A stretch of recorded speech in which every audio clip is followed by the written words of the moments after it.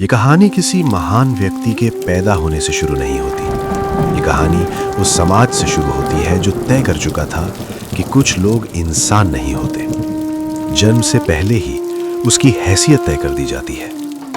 वो स्कूल जाता है पर क्लास का हिस्सा नहीं बन पाता।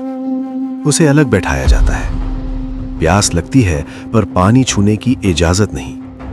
भगवान के दरवाजे तक जाता है पर उसके मंदिर के भीतर कदम रखना पाप माना जाता है। सवाल बहुत गहरे हो जाते हैं। जैसे जैसे उम्र बढ़ती है, धक्के भी बड़े होते जाते हैं। स्कूल से बाहर फेंका जाता है, मंदिर की सीढ़ियों से नीचे धकेला जाता है, रेल के डिब्बे से बाहर निकाल दिया जाता है, सिर्फ इसलिए क्योंकि वो काबिल नहीं, अछूत है।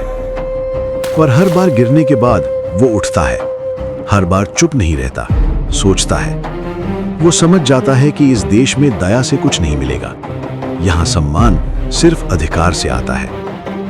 1913 एक दरवाजा खुलता है, पढ़ाई का, दुनिया का, संभावनाओं का। वो देश छोड़ता है पर भागने के लिए नहीं, तैयार होने के लिए। समुंदर पार वो पहली बार इंसान की तरह देखा जाता है।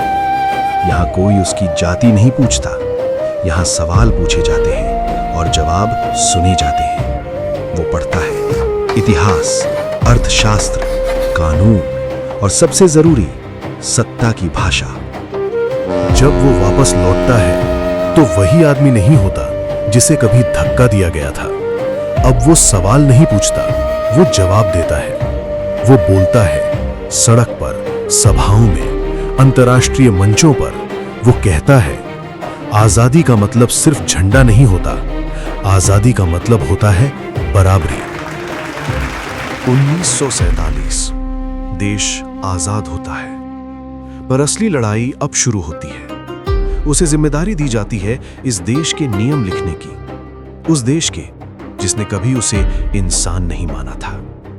रातें जागकर कागजों के ढेर में वो भारत का संविधान लिखता है। ऐसा संविधान जो ताकतवर को नहीं, कमजोर को बचाए, जो भीड़ को नहीं, व्यक्ति को अधिकार दे। 26 जनवरी 1950 कलम रुकती है, इतिहास खड़ा हो जाता है। जिसे पानी से दूर रखा गया था, उसने पूरे देश को अधिकार दे दिए। जिसे रास्ते से बार बार हटाया गया, उसने भारत के लिए रास्ता बना दिया।